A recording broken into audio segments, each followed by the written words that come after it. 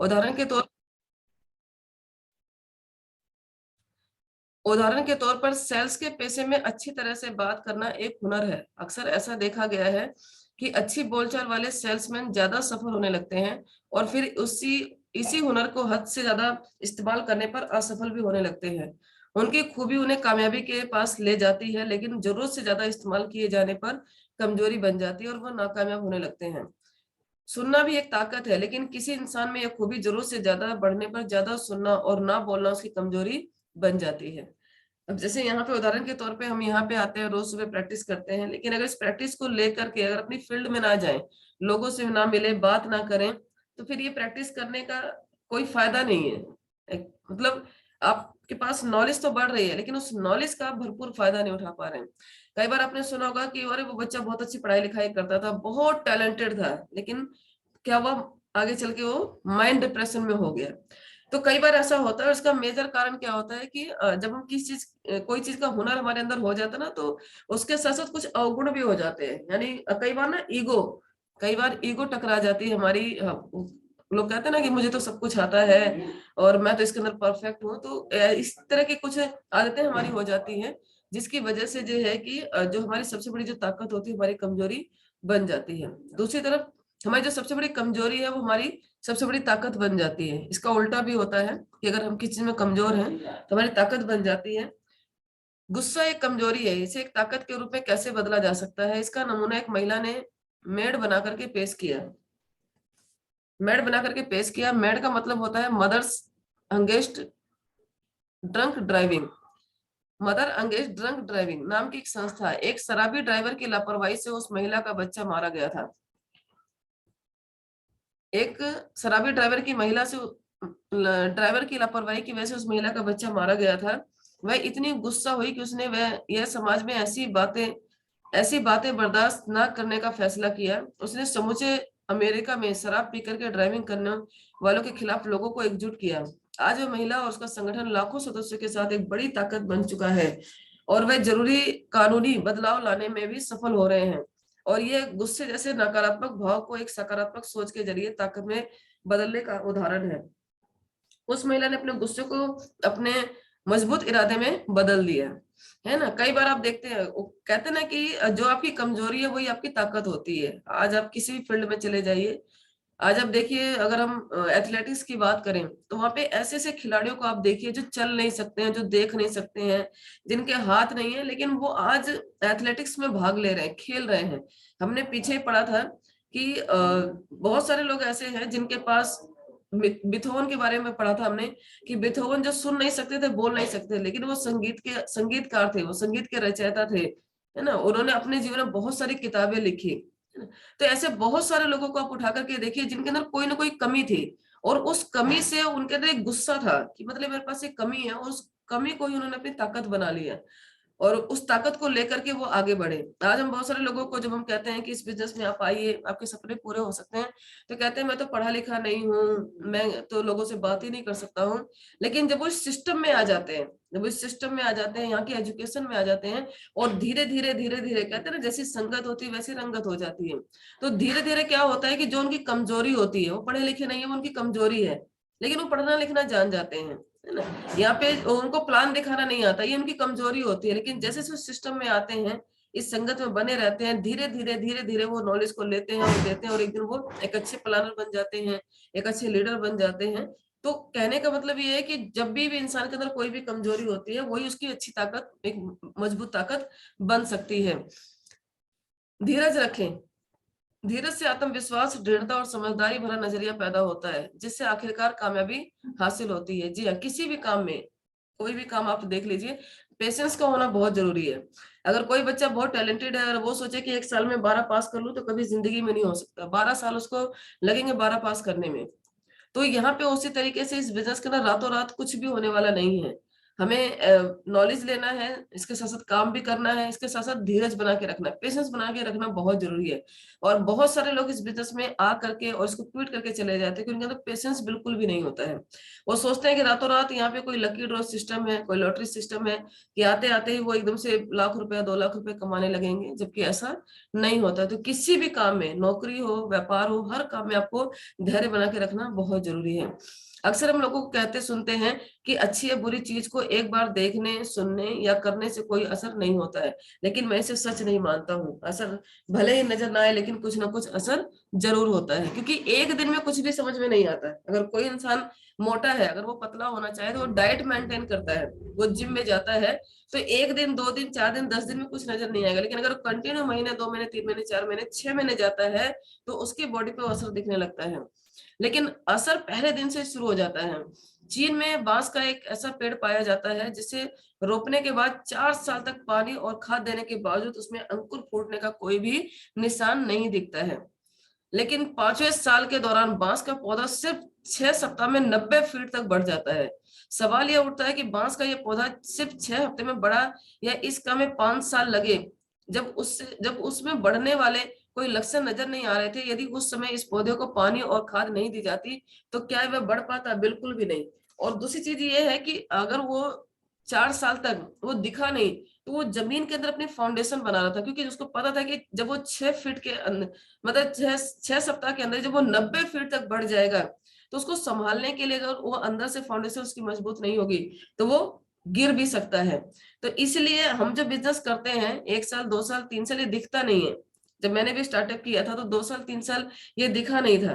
मेरी मम्मी, मेरे घर के लोग हमेशा कहते थे कि अरे बेकार का काम है, पता नहीं कहाँ फंसे हुए हैं, रोज छुट्टी का दिन भी इसमें लगता है ना, छोटे छोटे बच्चे हुआ करते थे, तो चैलेंज बहुत थे। तो दिखता इसलिए था क्योंकि उस समय कुछ आता तो था नहीं ऐसा भाई। ठीक है, 10-20 हजार आते थे इस तरीके से, मतलब तो उसमें खर्चे भी हमारे होते थे, सारी चीजें होती थी।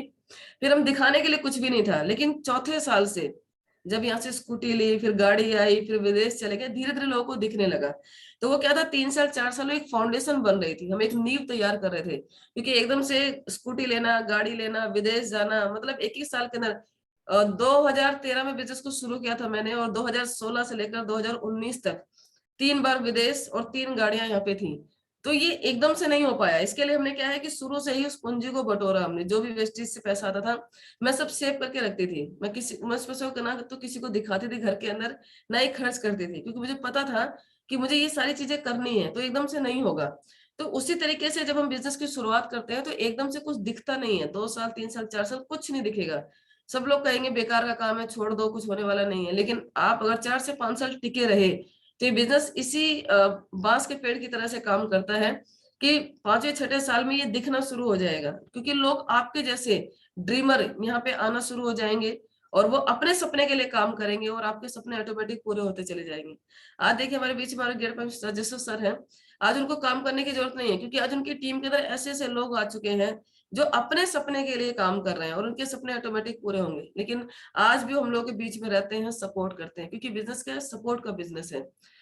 तो अगर 4 साल तक देख रेख ना की जाती है, उस पेड़ को अगर खाद पानी मिट्टी ना दिया जाता, तो शायद वो 5वें साल में इतना बड़ा नहीं होता। तो बांस का ये पौधा मर जाता। हमें कुदरत से सीखने की जरूरत है, और सीख बिल्कुल साफ है। और यह सीख बिल्कुल साफ है, धैर्य और विश्वास के साथ काम करते रहे, अगर नतीजा नजर भी ना आए तब भी उसका असर जरूर होता है। और सर एक बहुत अच्छी बात बताते हैं कि अगर आप गड्ढा खोदोगे तो मिट्टी दिखाई देगी, गड्ढा खोदोगे तो मिट्टी दिखाई देगी। और कुएं को बनाने में समय लगता है, क्योंकि कुएं को 80 फीट 100 फीट तक नीचे लेकर के जाते हैं, लेकिन जब एक बार उसमें पानी आ जाता है तो जिंदगी भर वो पानी बना रहता है, कभी भी वो पानी खत्म नहीं होता। उसी तरीके से बिजनेस है। नेटवर्क बनाने में 4 साल 5 साल समय लग सकता है, 6 साल का समय लगता है, लेकिन जब एक बार आपका नेटवर्क बन जाता है, एक मजबूत सॉलिड नेटवर्क बन जाता है, उसके बाद आप काम करें ना करें, दुनिया में रहे या ना रहे, ये नेटवर्क आपका काम करता है और आपके परिवार को सिक्योरिटी मिलती है। यहाँ पे जो सबसे बड़ी चीज है ये, मैंने आपको एक वीडियो दिखाई थी कि 80 साल की उम्र में एक व्यक्ति आज भी काम की तलाश में है, आज भी उनको लगता है कि मुझे कोई काम दे दे। उसका मेजर कारण क्या था कि उन्होंने अपने जीवन में सब कुछ किया, 3 दशक तक वो उन्होंने फिल्म इंडस्ट्री पर राज किया, लेकिन उन्होंने एक काम नहीं किया, उन्होंने सिक्योरिटी के लिए काम नहीं किया। अगर वो उसी के साथ साथ कोई बुक लिखना शुरू करते, और वो बुक जब जब उनकी बिकती तो उनके घर में पैसा आता। तो इसी तरीके से हम वो ना करें गलती, हम अपने जो भी काम कर रहे हैं, नौकरी कर रहे हैं, बिजनेस कर रहे हैं, जो भी काम कर रहे हैं, हम इस बिजनेस को इसलिए करें कि अगले 10 साल में, 15 साल में, 20 साल में हम क्या पाना चाहते हैं, अगले 5 साल में क्या पाना चाहते हैं, हम उसके लिए काम करें, क्योंकि रातों रात कुछ भी होने वाला नहीं है। इसीलिए पेशेंस और धैर्य बना के रखना बहुत जरूरी है। धीरज और आलस में फर्क क्या होता है? कभी कभी एक बेहद आलसी इंसान को खुद को धैर्यवान समझ सकता है। कई बार कुछ लोग होते हैं ना, बहुत आलसी होते हैं, लेकिन वो खुद को समझते हैं कि हम बहुत धैर्यवान हैं। तो धैर्यवान और आलस में बहुत फर्क होता है। अच्छी शुरुआत का अंत भी अच्छा ही होता है, एक अंग्रेजी कहावत है, बिल्कुल सही है। जिस काम की आप शुरुआत जैसे करते हैं वैसे उसका अंत भी होता है। अपनी सारी कमजोरियों और अपनी सारी मजबूरियों और कमजोरियों की लिस्ट बनाएं। जी हाँ, ये एसएमसी में भी हमें सिखाया जाता है। कामयाब लोग अपनी कमियों को पहचानते हैं मगर अपनी शक्तियों को बढ़ाते हैं। जब हम अपनी शक्तियां पहचानेंगे ही नहीं तो इन्हें बढ़ाएंगे कैसे? क्या हम क्या नहीं करना चाहते हैं, इससे ज्यादा ध्यान इस बात पर दें कि हम क्या करना और बनना चाहते हैं। तो यहाँ पे दोनों तरफ ये लिखना है, अपनी ताकत और अपनी कमजोरी। आज हम सभी लोग यहाँ पे लिखेंगे। मतलब इस प्रोग्राम के बाद जब भी आपको टाइम मिलेगा तो आप इस प्रैक्टिस को जरूर कीजिएगा। एक पे एक तरफ अपनी ताकत लिखेगा, आपके अंदर क्या क्या क्वालिटीज है ना, आप क्या क्या कर सकते हो। दूसरी तरफ ये लिखेगा कि आपकी कमजोरियां क्या क्या है। फिर आप देखेंगे कि आपको समझ में आएगा कि कमजोरियां बहुत नाम मात्र की आपके अंदर है, लेकिन आपके अंदर स्ट्रेंथ बहुत ज्यादा है, आपके अंदर पोटेंशियल बहुत ज्यादा है। लेकिन अक्सर क्या होता है कि हम अपनी कमियों में इतना ध्यान देते हैं कि अपनी ताकत को हम पहचान भी नहीं पाते हैं। स्वाभिमान के भाव का असली निचोड़ स्वाभिमान के भाव का असली निचोड़ नीचे लिखे अब्राहम लिंकन के लफ्जों से ज्यादा बेहतर तरीके से नहीं समझाया जा सकता है। ये दुनिया आज मेरे बेटे का स्कूल में पहला दिन है। ये दुनिया मेरे बच्चे का हाथ थाम लो, आज इसका स्कूल में पहला दिन है। कुछ देर को इसके लिए हर चीज नई और अजनबी होगी। इसीलिए मैं उम्मीद करता हूं कि आप इसके साथ नरमी से पेश आए। आप तो जानते हैं कि इसका संसार अब तक घर तक ही सीमित था। इसने अपनी चार दीवारी के बाहर कभी झांका नहीं था। यह अब तक घर का राजा रहा है। अब तक इसकी चोट का मरहम लगाने और इसकी ठेस लगी भावनाओं को प्यार करने का लेप लगाने के लिए मैं हमेशा मौजूद था। लेकिन आज बात दूसरी होगी। आज सुबह यह सीढ़ियों से उतर करके अपना नन्हा हाथ उत्साह के साथ हिलाएगा और अपनी बड़ी साहसिक यात्रा शुरू करेगा, जिससे ज्यादा संघर्ष भी होगा, दुख भी होगा और निराशा भी होगी। इस संसार में जीने के लिए इस विश्वास, प्यार और साहस की जरूरत होगी। इसीलिए दुनिया में उम्मीद करता हूँ कि आप इसके नन्हे हाथों को पकड़ करके वह वह सब सिखाएंगे जो इसे जानना चाहिए। सिखाएं जरूर, मगर हो सके तो प्यार से। मैं जानता हूं कि इसे एक दिन यह समझना पड़ेगा कि सभी लोग अच्छे नहीं होते हैं, सभी स्त्री पुरुष सच्चे नहीं होते हैं। इसे यह भी सिखाएं कि संसार में हर धूर्त के लिए एक अच्छा इंसान भी है। जहाँ एक दुश्मन है तो वहां एक दोस्त भी है। इसे शुरू में यही सीखने में मदद करें कि बुरे और धांस जमाने वाले लोगों लोगों को ठिकाने लगाना सबसे आसान है। इसे किताबों की खूबियों के बारे में बताएं, पढ़ने के लिए प्रेरित करें। कुदरत के छिपे सौंदर्य, जैसे आसमान में उड़ते पक्षी, गुनगुन गुनगुन करते भौरे और हरी हरी भरी वादियों में खिले फूलों के करीब से देखने और जानने के लिए इसे पूरा समय दें। इसे यह भी सिखाएं कि बेईमानी की जीत से हार जाना कहीं अच्छा है। इसे तब भी अपने विचारों पर विश्वास करना सिखाएं जब सब कह रहे हों कि वह गलत है। मेरे बच्चों को यह शक्ति दे जिससे मेरे बच्चे को वह शक्ति दे जिससे वह भीड़ का हिस्सा न बन करके भेड़ चाल न चले, जबकि सारा संसार चल रहा हो। इसे यह तो सिखाएं कि वह दूसरों की बात सुने, लेकिन हर बात सच्चाई के तराजू पर परखे और उनमें से सिर्फ अच्छाई को ही अपनाए। अपनी अंतरात्मा का आवाज को सोने चांदी के सिक्कों में ना तोले। इसे यह सिखाएं कि वह लोगों के कहने में ना आए। अगर वह अपनी सोच में खुद को सही पाता है तो वह अपने सही इरादों पर डटा रहे और संघर्ष करे। इसे नरमी से सिखाएं, लेकिन ए दुनिया, इसे बिगाड़े मत और कमजोर मत बनाए, क्योंकि लोहा आग में तपकर ही फौलाद बनता है। वैसे तो ऐसा कर पाना बहुत ही बड़ी बात है, मगर ए दुनिया, फिर भी आप ऐसा करने की कोशिश करें। आखिरकार वह एक बहुत प्यारा बेटा है। हस्ताक्षर अब्राहम लिंकन। तो कहते हैं ना कि जिस तरीके से जब एक बच्चा संसार के अंदर आता है तो वो बिल्कुल एक कोरा कागज की तरह से होता है, लेकिन जिस तरह वो अपने आसपास के माहौल को देखता है, अपने घर के परिवेश को देखता है, अपने आसपास के समाज के परिवेश को देखता है, वो धीरे धीरे धीरे उस पर उस रंगत चढ़ते चली जाती है।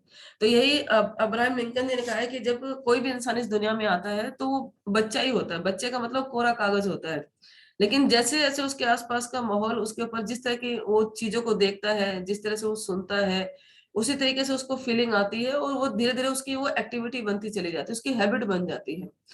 तो इसीलिए कहा गया है कि दुनिया मतलब कि ये बच्चा है और इसको अच्छा ही, दुनिया में सब तरह के लोग मिलेंगे, अच्छे बुरे, सब तरह की एक्टिविटी मिलेगी, लेकिन हमेशा पहले किसी भी चीज को तोलना है। जिस तरह से हम सोने को लेने जाते हैं, तो सोना हम लोग जाते हैं तो कई तरह का सोना दिखाते हैं, तो हम कहते हैं नहीं 24 कैरेट का सोना दे दो। 24 कैरेट का सोना हमें पता है कि सबसे खरा और सबसे अच्छा होता है। उसी तरीके से वो तो सोना है, वो कभी भी चोरी भी हो सकता है।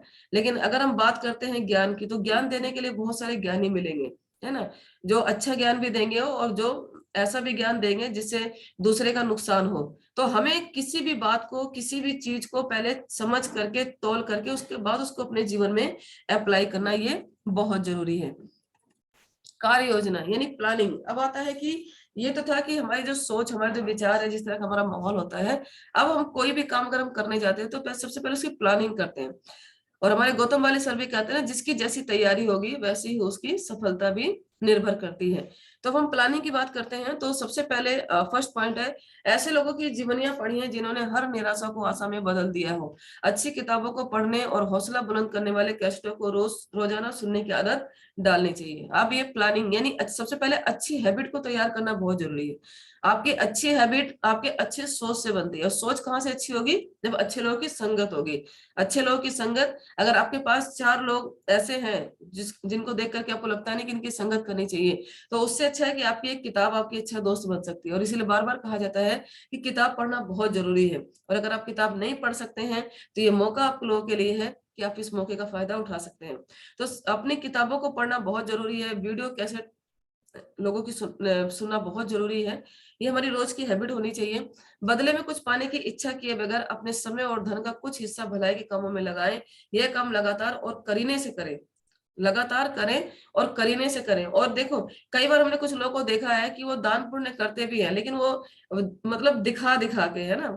तो कोई भी कहते हैं ना कि दान तो वो दान होता है कि जब आप दाएं हाथ से दो तो बाएं हाथ को भी पता ना चले कि आपने क्या दिया है ना। दान का मतलब दिखावा नहीं होता है। दान का मतलब किसी की हेल्प करना, किसी की मदद करना, और ये किसी भी रूप में, किसी भी रूप में। आप शारीरिक तौर से कर सकते हो, आप पैसे से कर सकते हो, आप किसी को सर्विस देके कर सकते हो।